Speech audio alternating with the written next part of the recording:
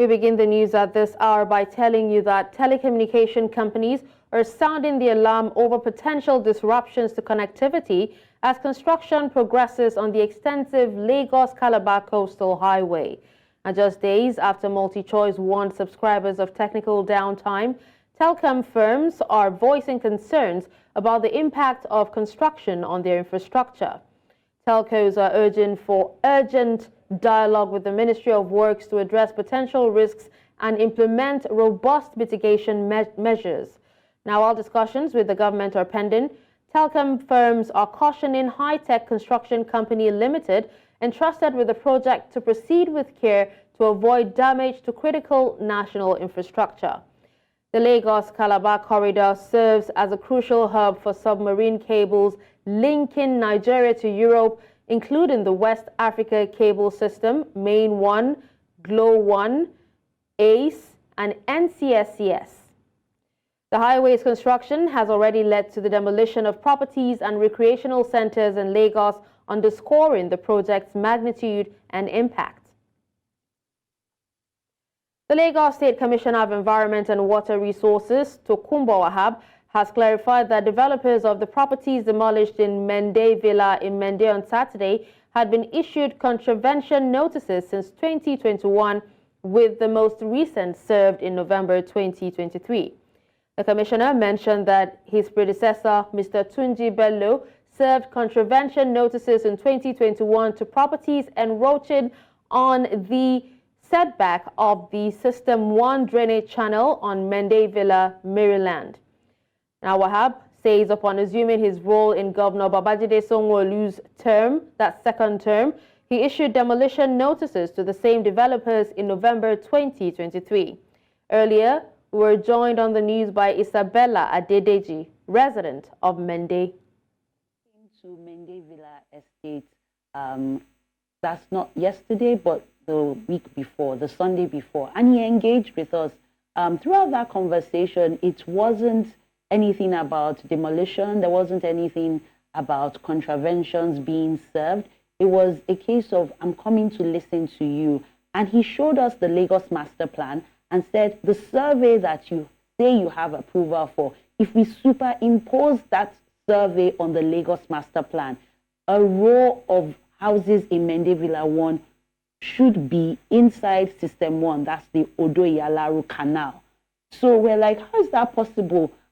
We have government approval for these things. We have drainage clearance, we've done our survey, and all the documents check out. And he said, look, we need System 1 to be clear. We've gone ahead to clear other buildings, and that shows you that there's something that must have kept them waiting, that they didn't demolish our buildings. They've demolished everything else.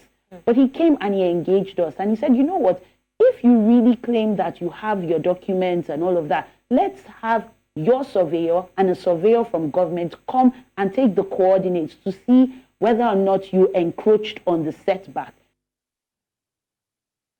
Media practitioners in Nigeria have been tasked to ensure they hold public officials accountable in order to achieve good governance. Idong Joseph reports.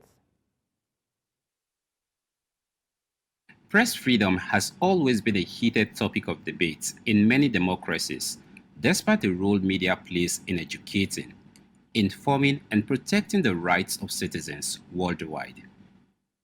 In commemorating the World Press Freedom Day, Nigerian journalists have been tasked to live up to their responsibilities, protect the nation's democracy, and hold governments accountable. Democracy can never thrive without free press. So even when political leaders tell you that they want to ensure that there's press freedom, it is important for you to remind us all the time that indeed the press needs to be free so that everyone will enjoy the dividends of democracy. Good governance is a very simple way of defending democracy. I remain indebted to this organization and to all people of goodwill out there who are at the tenet and different platforms of defending democracy. The national president of the Nigerian Union of Journalists called on governments to support journalists' efforts in bringing about good governance. As we gather to honor the brave men and women who have dedicated their lives to the pursuit of truth, justice, and freedom, is an opportunity for us to reaffirm our commitment to press freedom and good governance. We are not unaware that over the years, a number of journalists and media organizations have encountered various forms of challenges while undertaking their professional duties. I am confident that as our democratic space continues to be strengthened and the legal frameworks reformed, the occupational hazards that journalists face would inherently be scaled down. The event also witnessed the recognition of the governors of Benue and Borno State and the Speaker of the House of Representatives for their role in promoting good governance. In Abuja for News Central, I am Idonku Joseph. Now away from that, Lagos State Governor Babajide Sanwo-Olu is set to launch a wide-ranging initiative called Eko Cares, aimed at addressing the economic strains faced by Lagosians. Now, according to official statements, Eko Cares will encompass interventions in transportation, education, health, and agriculture. The initiative is tailored to alleviate the impact of recent developments such as the fuel subsidy removal and the soaring cost of living.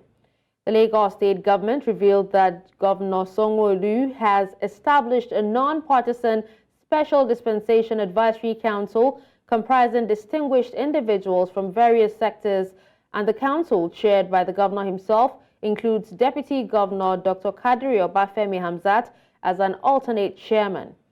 By assembling a diverse council of experts and stakeholders, Governor Sanwo-Olu aims to ensure that the interventions are comprehensive and effective. The initiative demonstrates a proactive approach by the Lagos State government in addressing the socio-economic challenges confronting its residents.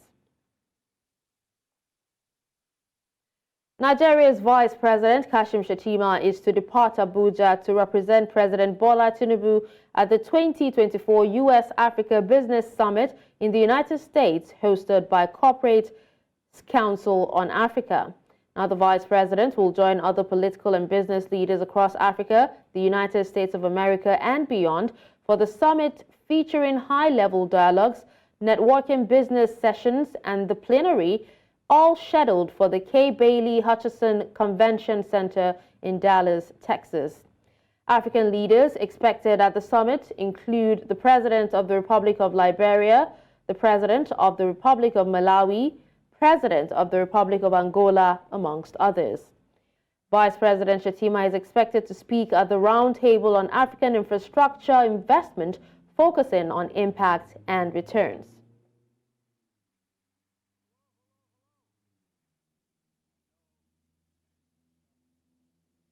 The Socio-Economic Rights and Accountability Project, SERAP, has filed a lawsuit against the Minister of the Federal Capital Territory, Nyesom Wike, before the Federal High Court in Abuja. Also joined in the suit were the 36 state governors of Nigeria over their failure to account for and publish the agreements of the 5.9 trillion naira and $4.6 billion loans obtained by the estates and the FCT, respectively. SERAP Deputy Director Kolawole Oluwadare said the group asked the court to direct and compel the governors and Mr. Wike to account for 5.9 trillion naira and $4.6 billion loans obtained by the estates and the FCT, and to publish copies of the loan agreements, locations of projects executed with that loan. Nigeria's Federal Competition and Consumer Protection Commission says it will begin blocking loan apps that harass their customers. Now, Nigerians have complained about the harassment they are subjected to by loan sharks. However, the Commission's acting chairman, Adamu Abdullahi, said the agency has begun to address the issue, and in March, the Nigeria Data Protection Commission investigated over 400 privacy breaches, including online loan apps.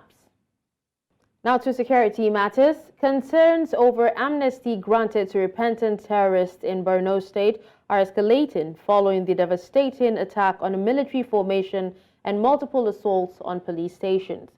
The region has been rocked by a series of violent incidents, prompting urgent scrutiny of the effectiveness and implications of the amnesty program. Security analysts and community leaders are voicing apprehension over the potential misuse of amnesty privileges, with fears that some former militants may be exploiting the system to rejoin terrorist factions or perpetrate further violence. Now, the recent brazen assaults on military and police installations have reignited debates on the balance between reconciliation efforts and national security imperatives. Authorities are under pressure to reassess the vetting and monitoring mechanisms within the amnesty initiative to prevent the recurrence of such attacks. Earlier, we were joined on the news by security analyst Ahmed Musa Hussaini.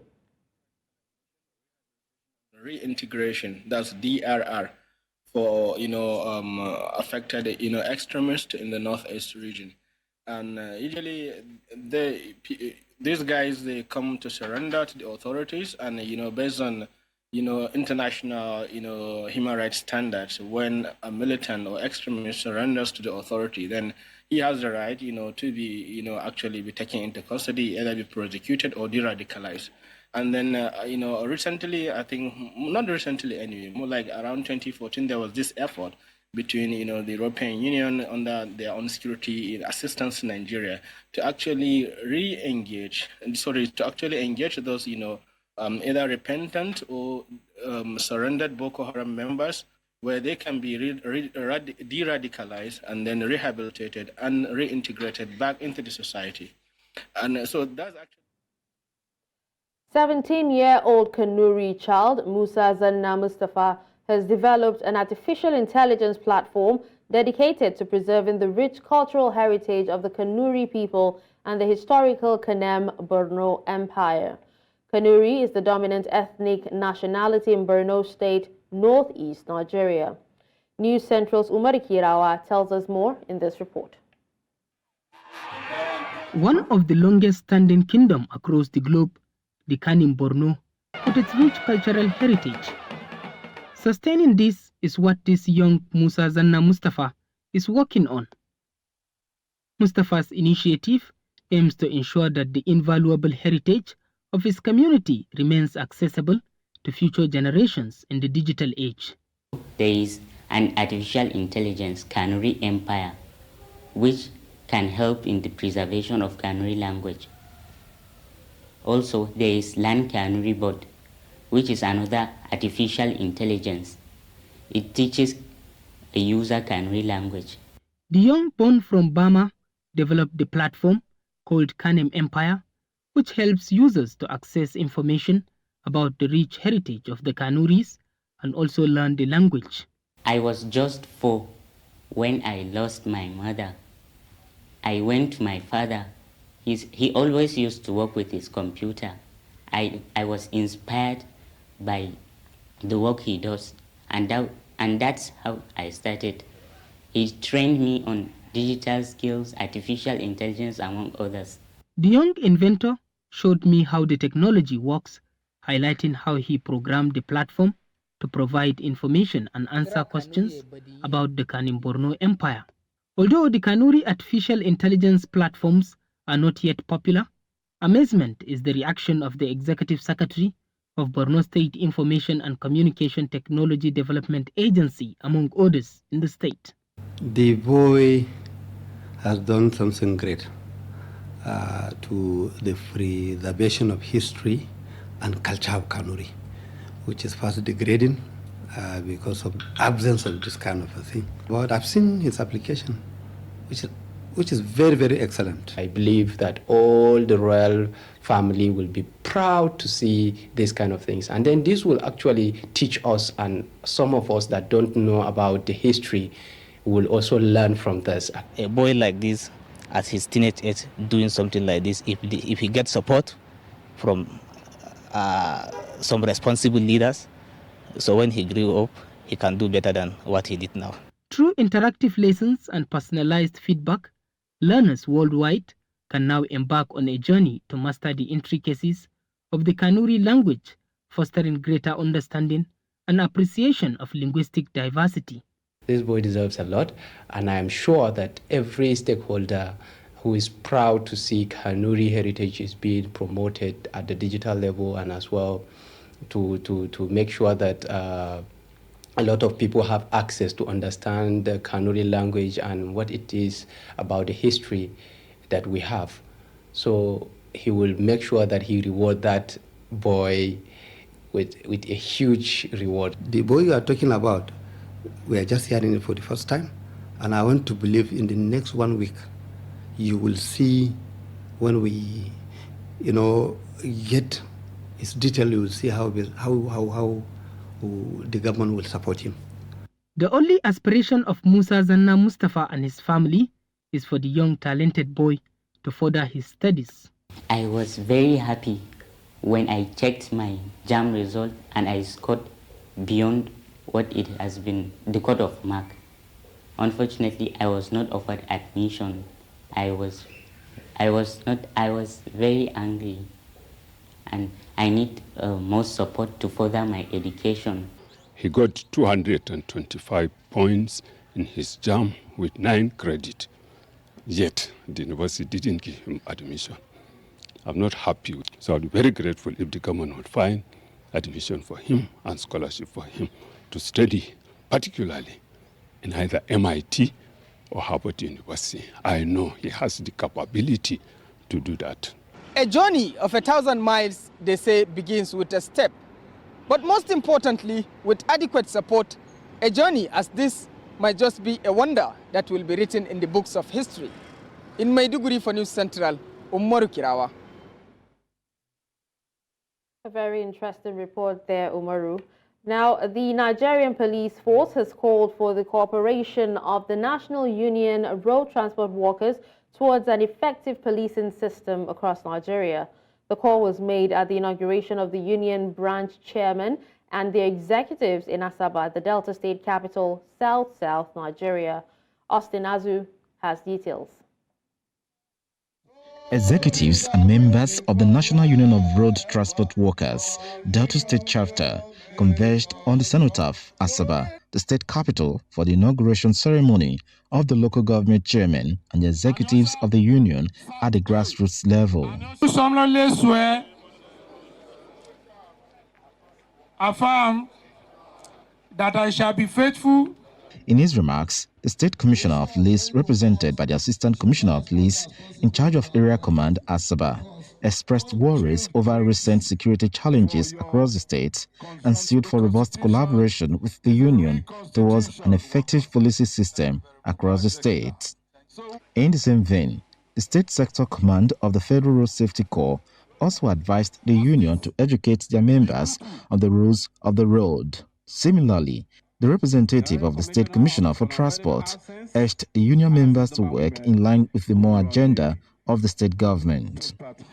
The drivers are most important people in terms of information to police. While you are in your duty post, you'll be hearing a lot of things. While you are at the garage, you'll be seeing a lot of things. Please, for the sake of security and for the sake of the security of the nation, pass the information to the police. We've been able to impart to all the ESCO, the branch chairmen, the need for them to sensitize their people so that they can obey the rules and regulations of the use of the road. He also equally told me that I should advise the newly inaugurated local government representatives that they should pass this message down to all their members that are not present here, that we need peace in the state. Earlier in his welcome address, the state chairman of the union called for the unity of the members towards achieving its set goals. Continue to be peaceful in their place of work and work according to the rules of the constitutions of the union, and to make sure they stand on their existing peace in Delta State. If there is one thing so deserving among residents of Delta State, it remains peaceful coexistence and atmosphere for businesses to strive. In Asaba, Delta State for News Central, Austin Azu. Now to health update. Nigeria's Attorney General of Federation and Minister of Justice, Lateef Fagbemi, has pledged to review the law regarding suicide attempts in the nation, marking a potential shift in policy. Now, the AGF made this promise during a meeting with representatives from the Asido Foundation, a prominent NGO dedicated to mental health advocacy and reforms. Now, in his remark, Fagbemi noted that health holds a prime position in President Bola Tinubu's administration's agenda. He highlighted the need to reevaluate the law, especially for those attempting suicide due to mental health issues. Fagbemi noted that support and treatment, not punishment, are crucial for individuals facing such struggles. The Attorney General also promised collaboration with the Health Ministry to address concerns surrounding the Mental Health Act. This move suggests a potential shift towards a more compassionate approach to mental health and suicide prevention in Nigeria. Now, the Coordinating Minister of Health and Social Welfare, Professor Ali Pate, has acknowledged the global rise in pharmaceutical costs. He reaffirmed the government's commitment to addressing the crisis through the presidential initiative to unlock the pharmaceutical value chain. Pate identified forex devaluation and healthcare financing challenges as underlying factors contributing to the crisis, impacting affordability and access to essential medical care. The National Agency for Food and Drug Administration and Control, NAFDAC, and the Ministry of Health have also announced collaborative efforts to alleviate the financial burden on citizens. Now we move on away from Nigeria. Mozambique's ruling Frelimo party has announced Daniel Chapo, original governor, as its new leader. This decision positions Chapo as the potential successor to President Felipe Nyusi, pending the outcome of this year's elections. Following 2 days of heated debates, Frelimo's Central Committee selected Chapo over 3 other contenders, marking a significant shift in leadership dynamics. Now, despite challenges including a high number of spoiled ballots and the withdrawal of his closest competitor, Chapo emerged victorious. A seasoned figure in the Mozambican politics, Chapo brings a diverse background, having served as a political science lecturer and radio personality before assuming the governorship of the central province of Inhambane in 2016.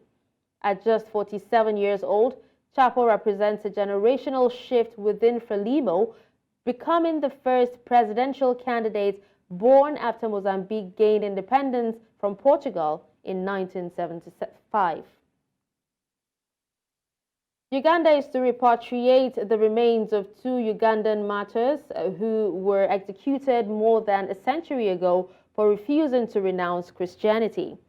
22 Roman Catholics and 23 Anglicans, mostly young men, were killed in 1885 and 1886 on orders of the then King of Buganda, now part of Uganda, who was wary of the growing influence of Christianity. They all suffered gruesome deaths. Most of them were burnt alive, others killed with spears or knives. The White Fathers, a Roman Catholic society also known as the Missionaries of Africa, sent the remains of 2 of the martyrs to Rome, where the Catholics were later canonized, while others were kept in Uganda.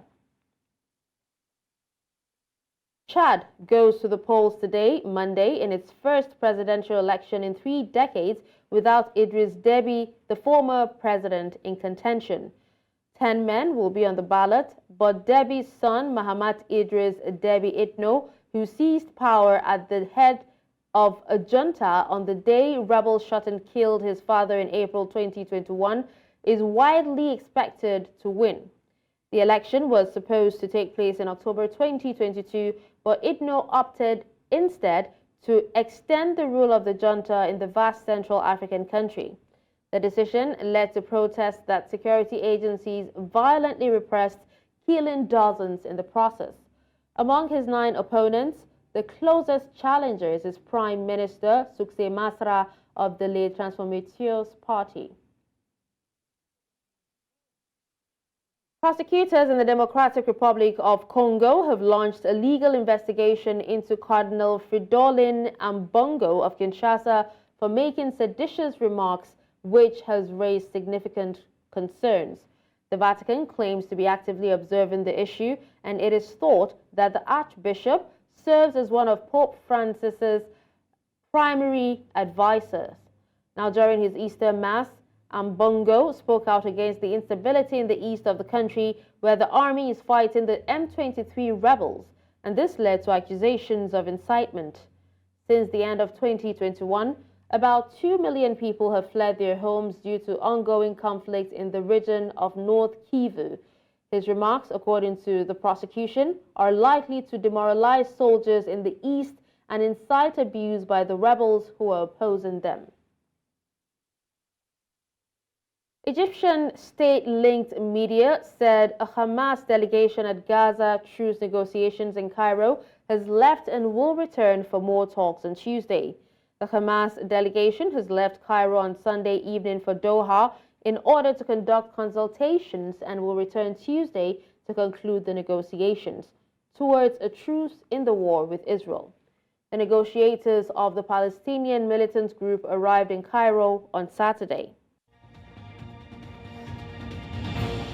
Now on World Rap, right-wing lawyer Jose Raul Molino, the protege of a graft-convicted former head of state, has accepted victory as Panama's president-elect with 34% of the vote, 9 points above his immediate follower.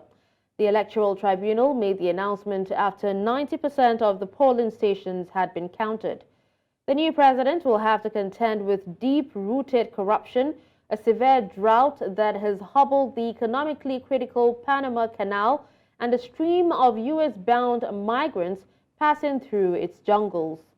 Molino said he had received the electoral result with responsibility and humility.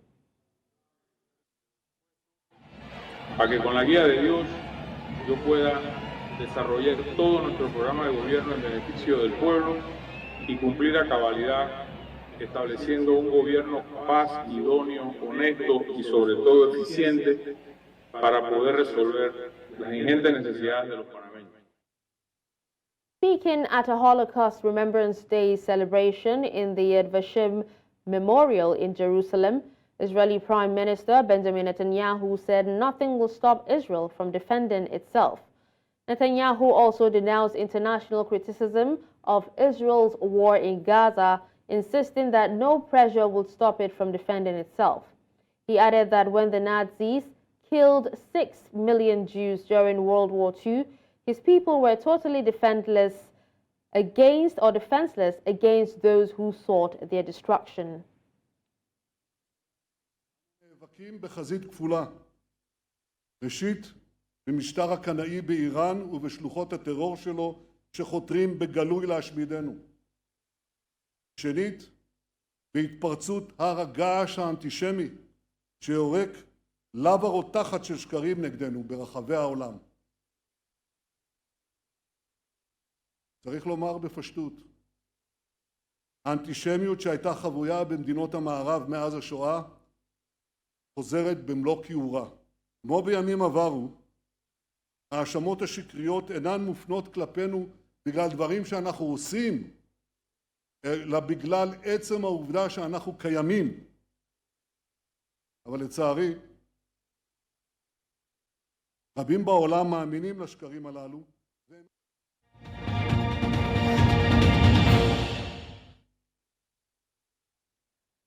In business, the crackdown on Nigeria's crypto industry has left its young residents feeling more mistrustful and bewildered.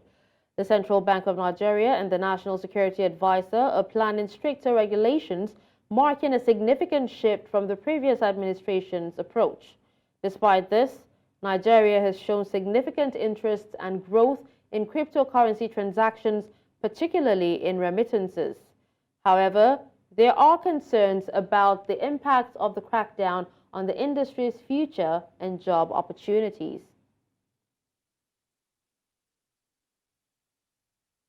Joining us to discuss this is Obinna Iwuno, President, Stakeholders in Blockchain Technology Association of Nigeria, SIBAN.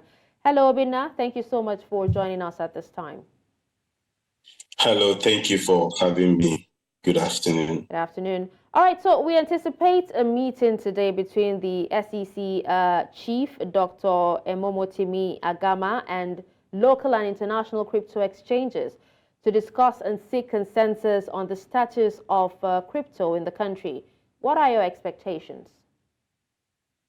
Well, the expectations is that we are able to find a pathway to crypto regulation, right? Because we need it more than ever. There has been so many rounds in the news about the P2P trading that has been ongoing in the sector. But I have said it before now that if we had crypto regulation, if we had regulation, it wouldn't have given rise to the amount of P2P transactions which we have today. Because everybody who wants to do a crypto transaction or crypto trading would have to pass through a regulated exchange. And of course, all these regulated exchanges have a very strict KYC process and policy, which we have implemented in the industry. I would say that the crypto industry has one of the strongest KYC processes that I have seen in this country. All right. And we also at the Blockchain Association, CBAN, where I am the president, we have a code of conduct for virtual asset service providers and for also members of the association. And this code of conduct specifies all of these self-regulatory measures and processes and systems that you have to implement as an operator, as a member, as a practitioner, you know, as a stakeholder in the industry, and strict compliance to it. So I think that that is one of the things that we would be looking at, because this is a global industry. Okay. And not just a global industry, it's an innovative sector at the same time that needs to be given the proper attention that it requires, which is not presently getting. All right, Obinna. Now, OKX is the second crypto exchange to disable peer-to-peer function for Nigerian users. But, you know, seeing that Nigeria's volume of crypto transactions grew by 9% year over year to $56.7 billion, that's between July 2022 and June 2023. Do you think the government should snooze on this? Well, when you mention $56 billion, I would also like to ask where was that figure gotten from, because in as much as Nigeria holds a very high percentage in trade volume, that figure might be speculative, except if the people who are providing these figures can prove to us that, yes, $56 billion passed through the crypto market in Nigeria. Nevertheless, Nigeria holds over 66% of the adoption rate in Africa as a whole. So that makes us the largest market in Africa. And this is where the institutions that are responsible for this sector comes in. Like you mentioned, OKX. OKX is a foreign platform that is neither registered nor regulated in Nigeria. So in the first place, shouldn't even be offering services to Nigerians. All right. But because we do not have a regulated market, we do not have regulatory framework within our jurisdiction, you find out that everybody can come in and operate and go out the way they like. And that is what we have been asking the government to give to us. Help us to regulate this market so that we can determine who are those that are authorized to operate in this market and offer services to Nigerians, so that they in turn would also be responsible to the Nigerian economy and of course the government at large, you know, because if you say OKX disabled P2P on its platform, is there any record that OKX has contributed anything all right, to? Obinna, you know, I also understand that, you know, the argument centers around arresting illicit flow of money, but doesn't this signal conflicting directives and policy somersaults? You know, because just in December, a guideline was released for virtual assets in the country, but here we are today, you know, not knowing where we truly are. Is this good for a country in need of investors? This is not good for a country in need of investors. All right. So the inconsistency is what we are engaging the authorities to address. Because on the other hand, you lifted the ban. Then on the next one, there is also news of arrests, closures, directives. For example, the fintechs now are issuing letters and warnings to their customers not to transact in crypto, that if they do crypto transactions, their accounts will be closed and stuff like that. This is not supposed to be the way.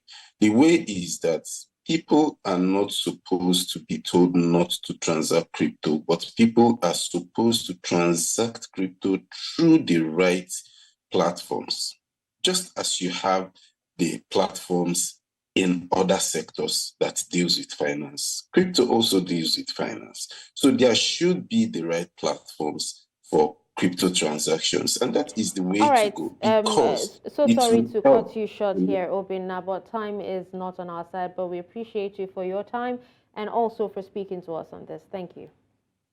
All right, thank you very much.